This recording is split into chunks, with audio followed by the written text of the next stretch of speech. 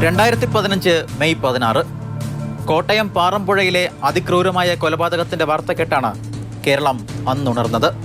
പാറമ്പുഴയിൽ dry cleaning സ്ഥാപനം നടത്തിയിരുന്ന ലാലസൻ, ഭാര്യ പ്രസന്ന, മൂത്ത മകൻ പ്രവീൺ എന്നിവരാണ് കൊല്ലപ്പെട്ടത്.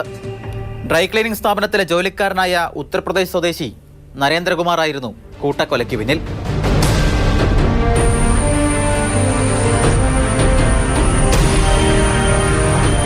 എന്റെ പിന്നിൽ കാണുന്ന ഡ്രൈ ക്ലീനിംഗ് സ്ഥാപനത്തിൽ കിടന്നുറങ്ങുകയായിരുന്ന ലാലസന്റെ മകൻ പ്രവീൺ ലാലിനെയാണ് പ്രതി ആദ്യം കൊലപ്പെടുത്തിയത്. തുടർന്ന് ഫോൺ വന്നിട്ടുണ്ടെന്ന് പറഞ്ഞ് ലാലസനെയും ഭാര്യ പ്രസന്നയെയും പ്രതി വിളിച്ചു വരുത്തി കൊലപ്പെടുത്തുകയായിരുന്നു.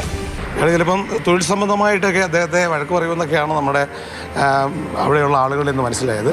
ഇത് തമ്മിലുണ്ടായ ആ പ്രശ്നത്തിൽ ഇദ്ദേഹത്തിനെ രാത്രി കൈക്കോടാലിക്ക് അടിച്ച് കൊലപ്പെടുത്തുകയും അതിനുശേഷം ഇലക്ട്രിക് വയർ ഉപയോഗിച്ച് കണക്ഷൻ കൊടുത്ത് ഒരു വൈദ്യുതിയാതേറ്റു മരിച്ച് എന്ന് വരുത്തി തീർക്കുന്നതിനുള്ള ശ്രമം നടത്തി.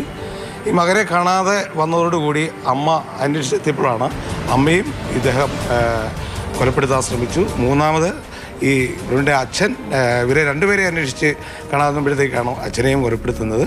അതിനുശേഷം അയാൾ ഇവിടുന്ന് രക്ഷപ്പെടുകയും ചെയ്തു.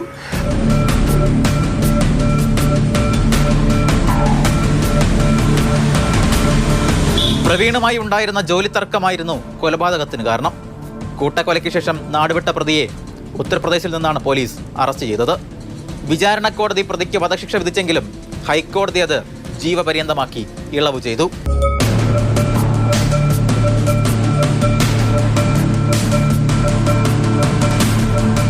മാതൃഭൂമി ന്യൂസ്, കോട്ടയം.